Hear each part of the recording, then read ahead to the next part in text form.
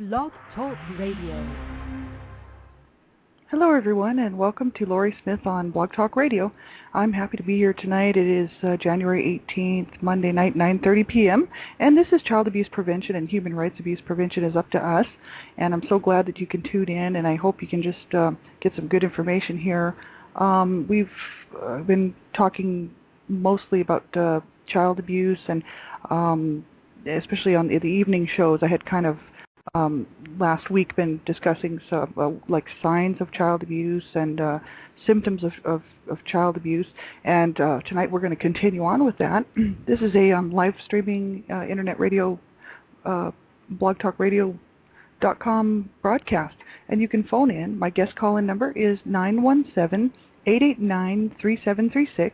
And if you have a topic that's topic related and you just really would like to bring it up, or if you have a resource for adult survivors of child abuse, or just a great website that you want to share with the listeners, please do phone in or just send me an email, get a hold of me on here on blogtalkradio.com, or you can sit in the chat room. You can always go and register on blogtalkradio.com as a user, and you can sit in the chat room and you can just make yourself comfortable there if you'd like. And you can see all the information I've got typed up in there. I do have the resources that I'm going to be reading from typed up in there, and also a few other resources as well. And I'm just happy to be here. I'm so glad to be able to do this and to share this information with you. You know, I'm walking out my own healing issues, and as I do, it's so helpful just to be able to share this information and just to raise awareness and just to bring awareness to the public eye about child abuse.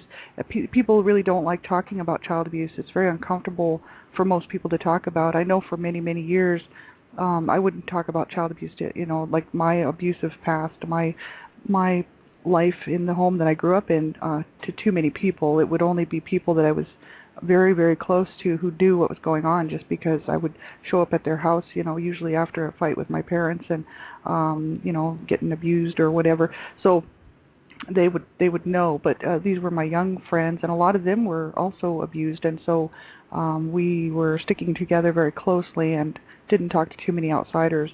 So that's why it's so important to really raise awareness and to bring these issues out into the public eye and just make people aware that this is going on. We see it in the news. It's in the news every day. Children are dying at the hands of caregivers, parents, and being abducted and killed. And there's children that are in hospitals everywhere around the country and around the world, really, from child abuse. And those are just the ones that we hear about. That's just the cases that are reported or actually then make the news. There's so many more that don't make the news, and then you want to add to that all the ones that no one knows about. So child abuse is epidemic. It is a real problem. And if you're a person listening and you can do something for any group out there, whether it just be spreading the word about them or, because a lot of times we just don't have the financial resources, right, to be giving to groups, but even just spreading awareness and watching out for those in your life. That's the biggest thing to me. That's the title of this segment. Child abuse prevention and human rights abuse prevention is up to us. It's literally up to us to make this happen. If we want to see positive change in our world and we want to see child abuse completely eradicated and completely gone, we're going to have to do it. And so, and that's for all. That just goes for all human rights. I'm very much a human rights promoter, and I just think that everyone deserves the opportunity to live the best life they can without abuse. And I just think it's so important that we all, get involved in some way, whatever way that is, right? So yeah, it's so good to be able to do this, and it's a real privilege and an honor. And if you're listening, I really appreciate it. And tonight, I have actually read from this resource before, and it's been a while since I've actually looked at this resource, but there is some good information regarding what to do if a child tells you about abuse. And this is something that a lot of people, what if a child came up to you, you were walking down the street and a child comes up to you and and what do you do if they disclose that they're on the run from their parents and they're being abused? Or what if it's a child that you know, your neighbors? Let's say your child plays with a neighbor kid down the street, or what if it's your own child and they come up to you and they tell you that they're being abused? This is a great resource for people, what to do if a child tells you about abuse, because there's some very important steps that need to happen, and I think that's just really, really worth covering here tonight. So I thought we'd go into that. And I found this at www.familyviolence.alberta.ca, and it's on a document called Child Abuse. I printed the whole thing off, and I've actually read quite a bit of it out to on one of my other shows, a previous show, but I didn't get to this part because we weren't covering this. But I'm going to do this tonight because this is so important. I'm reading right directly from their page, and you can just go to the website and bring up that document if you want, that resource. And I'm actually going to just read word for word here. They said, if a child tells you about abuse, 1, listen to what the child has to say without interrupting or judging. 2, believe the child. And 3, assure the child that abuse is not their fault. No one deserves to be hurt or abused. So you want to listen to the child and don't interrupt them or, I'll start passing judgment, on them. Let them finish their story. Let them tell you what happened. And then number 2, believe the child. You want to believe them because they've done some statistics. I don't have them in front of me, but they did say that there's only so many made-up stories going around, right? Children don't generally make up stories about abuse, and even though there has been cases where I believe somewhere back in history where children have made up tales of being abused, it's not the norm. Children don't normally go around doing that. So you want to be concerned if a child tells you this, right? And 3, assure the child that abuse is not their fault. No one deserves to be hurt or abused. That's the thing. You want to make sure that you don't scare them, and you want to tell them, that's not your fault, and no one deserves to be hurt, right? This way you can reassure them that it isn't their fault, so they don't feel bad about telling you, right? It says, if a child tells you about abuse, do not ask for details. Listen to the information the child gives you, record it as soon as possible in the child's own words, and be supportive and let the child know it is right to tell someone. It's, I guess, very important not to ask for details and just write down everything that they said, and that way there's a record of it, and in their own words. So you don't want to add to it or take away from it. Put it in exactly the child's own words, and that way, should this have to, the situation have to escalate to the police, you will have something to go on, right? And be supportive and let the child know it is right to tell someone. That's very important because a lot of times kids, if their lives are being threatened at home, mine was, and if their parents, one of their parents is telling them, I'll kill you if you tell anyone, they're not going to feel comfortable about telling someone. And then if they do tell, they're going to worry about their lives, right? They're going to worry that they're going to be killed for telling someone. So you do want to reassure them that it's the right thing to do is to tell someone, right? So that they're not scared. And it says, when you are with the child, find a private, quiet place to listen. Listen calmly and without judging. Let the child talk without interruption for as long as the child wants. And if you must ask a question to understand what the child is telling you, wait until the child has stopped talking and then ask your question. So I guess the whole basis of that is not to interrupt them so that their train of thought doesn't get off of the subject that they're trying to tell you about the abuse, right? And this way they can finish telling the story, and then you can ask them the question. Reassure the child, it says. Reassure the child that it is right to tell. Tell the child that the abuse is not the child's fault. And tell the child, you do not deserve to be abused. Nobody does. And then you're supposed to acknowledge how the child might be feeling. So that's just what they've got written here. Tell the child, you do not deserve to be abused. Nobody does. That's so important. I'm a big promoter of, obviously child abuse prevention, human rights abuse prevention, and that's one of the main things that I tell people all the time is you do not deserve to be abused. No one does. We have human rights, and all of us have human rights, and I study human rights, and you can get on the websites and you can look up those human rights, and it's very important to stand up for them. there's so many people like children and elderly people and handicapped people, who cannot stand up for themselves, right? And so we want to be the eyes and the ears out there watching out for these people, right? And watching out for these little children, because they don't have a voice and they really can't stand up for themselves. They need the people around them, the adults in the area, to make sure they're looking out for them. So whether it's adults in the family or adults, next door or something, right? You want to be looking out for these kids, right? It says, say, I'll try to help, and close the discussion. Ask, is there anything else you'd like to say now? Explain what you will do next. And again, reassure the child that telling is the right thing to do, and tell the child you will have to report the abuse. Someone will help them. And then they go on to say, when you are no longer with the child, write down what you saw and heard as the child was talking to you. Quote the child's words as much as possible.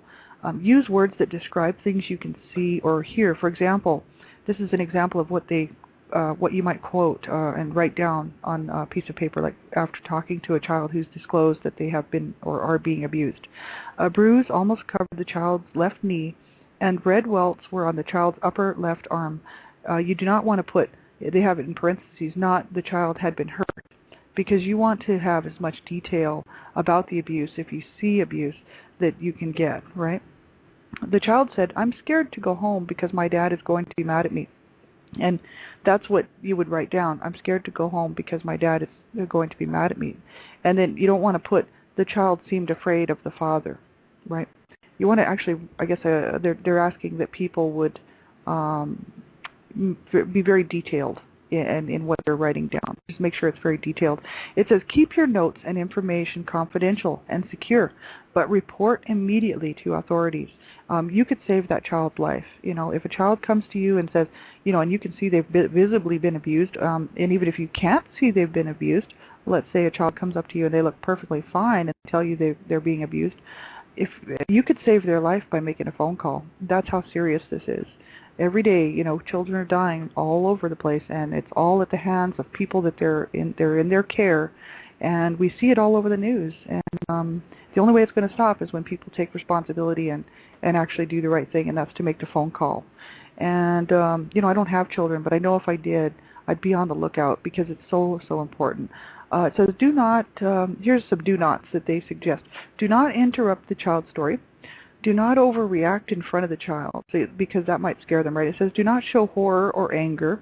The child may stop talking, right? Because as soon as they see you're upset, they're going to clam up.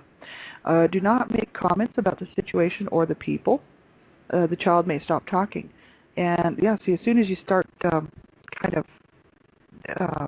discussing it with them, they very well might clam up because they're afraid to keep going, right? Do not express opinions or judgments about anything. The child may stop talking. So that's really so good to know, this information. And this is, a good website. I really highly recommend it. They also say here, do not make promises you cannot keep. Do not promise that you won't tell anyone. Legally, you must report abuse. And number 2, do not promise the child what will happen, because, you don't want to make a promise that's and then it doesn't happen, right? Because that child's going to remember that. Do not promise the child that things will get better. It says here, do not conduct your own investigation. It says, do not ask leading questions. For example, did blank happen? Or probing questions. Example, has this ever happened before? Do not check out the child's story before you report the abuse. Because it could be too late then, I think, right? That's me throwing that in there. It is not up to you to decide if the child's information is true or accurate, or if the child is at risk. That is the responsibility of Child and Family Services authorities or the police. It is your responsibility to listen to the child with respect, to report that a child told you about abuse, and to treat the child with dignity, courtesy, and respect. It says, report the abuse.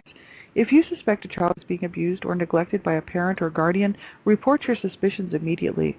Call the police, your local Child and Family Services Authority, or the 24-hour Child Abuse Hotline, and that's up here in Canada, 1-800-387-5437.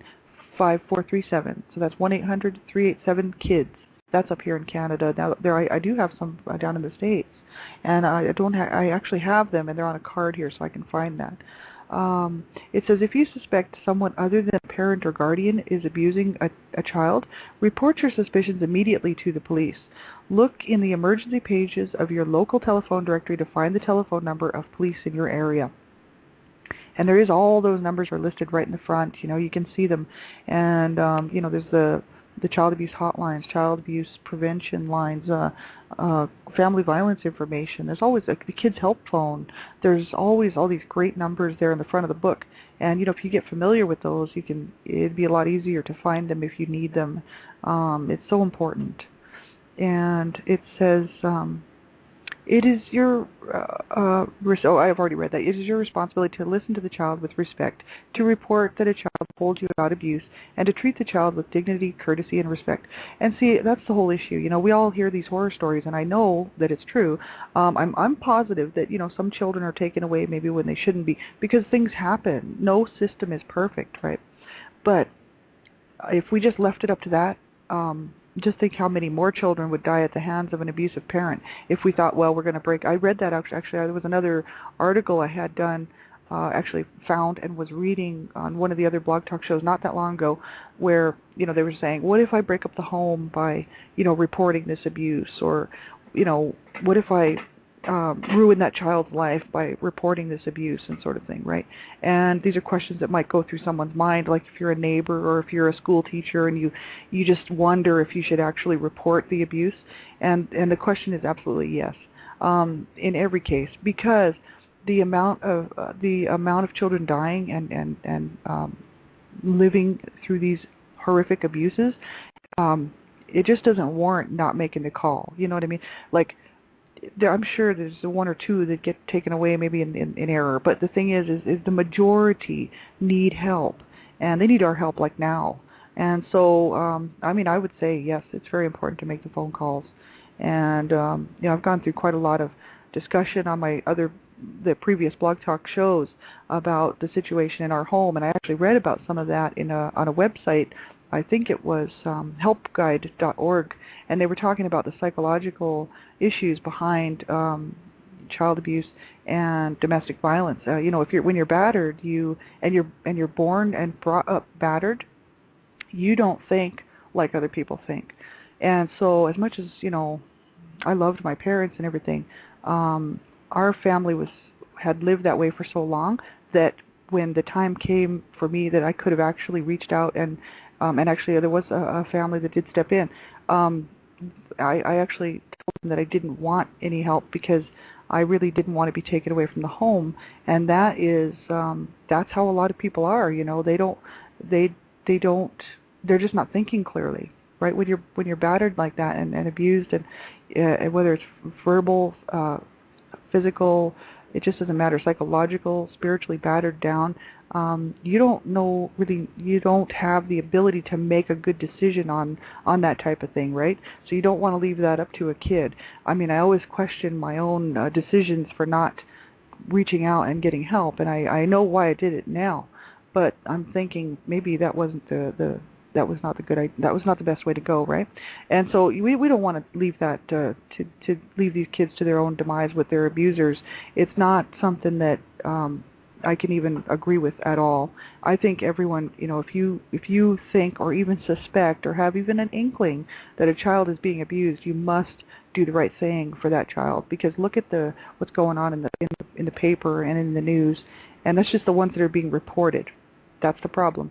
That's just the ones that are being reported. We know for every one that's reported, there's however many hundreds of children that are being beaten and burned and abused sexually and every other way every night. So you want to be on the lookout, right? I know I am, and just very much aware of what's going on around me and looking out for people, right? It says. The Child, Youth, and Family Enhancement Act ensures that children are safe and that their needs are met. The Act supports families to meet the needs of their children. Children are not removed from their home unless they are unsafe and there are no other options.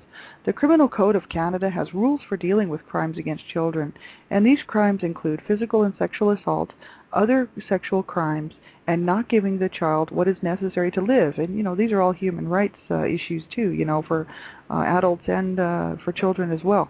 Everyone deserves to have a life where they're not living with abuse, and they've got what they need to live, the necessities of life, and it's so important. Kids can't look out for themselves, so we do need to do that for them. And like I said, if you would like to phone in and you have a resource or something that you'd like to bring up, please be sure and call in. This is a U.S. number down in the States, blogtalkradio.com. My guest call-in number is 917-889-3736, and I'll be on for about another 10 minutes here. So, if you'd like to tell your story or just share a resource that you found or let somebody know something that is very topic-related, please, by all means, do phone in. And here's the rest of the article here. It says, help the child as a trusted adult in the child's life. So if a child or young person trusts you enough to tell you about the abuse, you are now officially an important person in that child's life, whether you chose to be or not. You do not need to be bonded to the child for life, but you have to be aware that what you say and do will be very important to the child. Now it says here, if you are going to stay in touch with the child, for example, if you are a family friend, a teacher, coach, or a relative, talk with the child about how you will act together when you are around other people in the future. And also, if you do not expect to stay in touch with the child, say goodbye and let the child know that telling was the right thing to do. And it says if you have not had a relationship in the past but are willing to stay in touch with the child, talk about what sort of contact you are willing to have. Tell the child how to contact you. Above all else, be honest with the child or young person. Other adults have probably broken their promises, violated trust, or lied to this child. You need to demonstrate that some adults speak the truth, honor trust, and keep their promises. So that's just so important, right? Children need to know that they can trust you, and if you go and say stuff that isn't true, and then you fall back on promises and stuff, it just hurts them even worse. Because they think, man, I can't trust any adults. Look at the one that I thought I could trust. I couldn't even trust. I couldn't trust my parents. I couldn't trust my caregivers. I couldn't trust my family, and now I can't trust this person. And before you know it, it just snowballs, right? So you do want to do that and be that person for a child, right? How can you help? It says, if you live in a home where children are neglected, abused, or exposed to family violence, here's some tips that they give right here. As an adult in the home, take responsibility. Do everything you can to give the children a healthy place to live. Do it even if you are not the children's parent or guardian. Sometimes adults have huge pressures and challenges in their lives. Even so, children deserve a safe, healthy, and affectionate home. Here are some things you can do to help children get over the difficulties in their lives, be safe, and grow into healthy adults. And here's one. Admit that exposure to abuse and violence is harming your children. And 2, make a commitment. 3, tell the children the abuse is not their fault. 4, find ways to show the children environments that are safe, predictable, and loving. And 5, help the children connect with healthy adults. 6, help the children find skills or activities where they can succeed, right? Build that confidence, right? And 7, think about the choices you have in your life. And so they said, admit that exposure to abuse and violence is harming your children. If another adult is violent or abusive, you are not responsible for the abuse. The abusive person is responsible. But as an adult in the home, you are responsible to protect the children. And, in my case, both of our parents my mom and dad were both quite abusive in their own ways. And so, there wasn't anyone trying to protect us, right? One wasn't trying to protect us from the other. So that was it was kind of bad. But in a lot of situations, especially domestic violence issues where the children suffered secondhand domestic violence, usually you would hope that there'd be one parent or one caregiver looking out for the child and saying, and being responsible and saying, it is they have to protect those children. And I did a whole quite a few shows on domestic violence and the issues surrounding it. And, you have to make the right decision. If your life is being threatened and your child's life is being threatened and your children's lives are being threatened, you have to make the right decision for your children, really, because they are counting on you to be that person for them in their life. So it's very, very important. And when you have two people who are abusive, it's a little different because then the child doesn't trust either one of them, right? Two, make a commitment to do everything you can to give the children a safe and healthy home, whether it is with you in this household or in some other place. So it says, do everything you can to give the children a safe and healthy home. So, that means, if you have to, do whatever you have to do to make sure that these children have a safe place. And it's unfortunate. So you see this stuff in the paper every day, where children are growing up in these abusive homes, and they're not being looked after, and then they end up in child in protective custody, and they end up, in foster care, and then it just bounced around, and it's just horrible. And I feel bad for these kids, and I know what it's like to grow up in a situation that you just don't have any hope. You develop a real sense of worthlessness, and it's hard to get over that. And these kids are suffering with this now, and they are going to need our help. 3, tell the children the abuse is not their fault. They are not responsible for the abuse or the problems or challenges of the adults in the household. They do not deserve to be abused. Nobody does. So, you don't want to be saying, oh, it's your fault because this happened, right?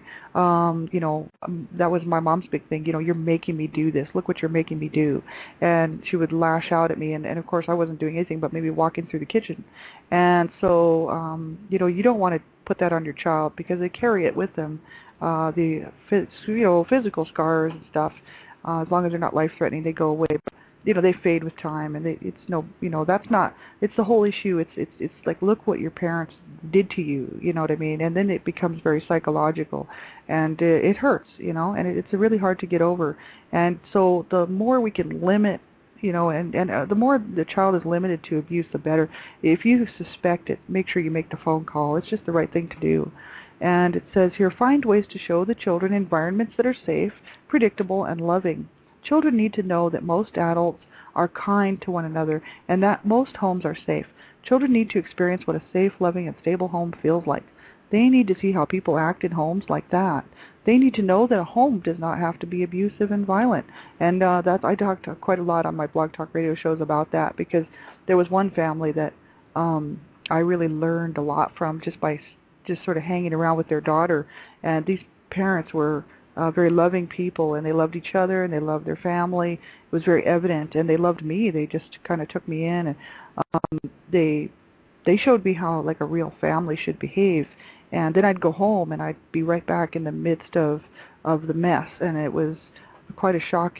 I could really notice the difference after a while. I was like, man, I'd rather be over there, So you want to have a good, stable, loving home for your children. And if you know someone in a bad situation, make sure you make the phone calls. We're going to continue this Wednesday night. I have Blog Talk Radio shows throughout the week. Just check my schedule there. I've got a couple minutes left, and I really wanted to read out a couple of resources. I normally don't advertise on the show, but a good friend of mine, Charles Crosby, out in Toronto, this has actually quite a lot to do with not-for-profit organizations, really. He's starting up in spring of 2010 it's a company called Clout Marketing, and Clout specializes in creating advertising using branded social and emerging media platforms. And we work closely with corporate and government marketers to create cutting-edge interactive media and stuff. So this is a good friend of mine, and I just really wanted to pass this on. Teams at their headquarters in Ottawa, Canada, work with some of the industry's best talent in the country to bring your ideas to life. And this is what he's just written here. And I would recommend this to anyone. This guy is he's awesome. He's a good friend of mine, and I volunteer with him on another group. And you can reach him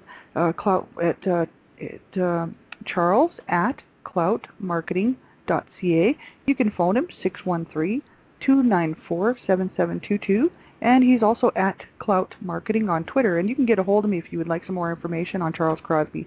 Very nice, upstanding guy. I would just, that's why I'm doing that for him, because I totally believe in what he's doing. He volunteers with me on another group. So here's a good resource for you: ASCA, Adult Survivors of Child Abuse, a Morris Center program at www.asca.ca. ASCAsupport.org. That's Adult Survivors of Child Abuse, and great information on there. The Petroluna Foundation, www.plunafoundation.com, is a voice for the children, and their mission, is war on abuse. Petroluna, you got to check it out. She's also on MySpace and lots of different websites. And there is Michelle Rosenthal from HealMyPTSD.com. That's a great website, great resource. I had the pleasure of having her on my show, Michelle Rosenthal, and that's www.healmyptsd.com. Get a hold of me if you need some more information. And suicide.org, that's Kevin Caruso, www.suicide.org. Suicide is never the answer. Let me tell you, my friends, if you are having problems tonight and you just need someone to talk to, I'm here. And you can reach me on Facebook. You can reach me all over the place. Send me an email, and if I can just help you just by being a shoulder and an ear, I'd be so glad to do that. And make sure you hang in there.